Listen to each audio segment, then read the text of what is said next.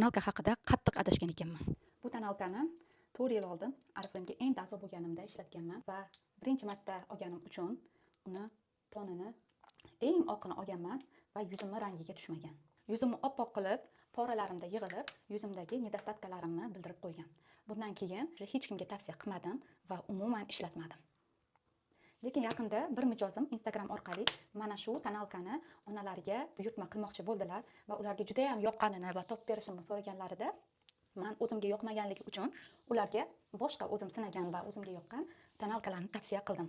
Lekin ular aynan shunisini topib berishimni iltimos qildilar. Klientning xohishi buyruq qilganlaridek men ularga u tonalkani topdim va birinchi marta olganimda juda oq rangini olganligim uchun ularni rangiga mos tushadigan rangni yaxshilab tanladik va slonovый kostni tanladik. Buyurtma kelganidan keyin tonalkani ko'rsam, rangi ancha meni rangimga yaqin va yoqimli rangda ekan. Keyin o'zimga ham xuddi shu rangidan buyurtma berib, bu tonalkaga ikkinchi shansni berdim.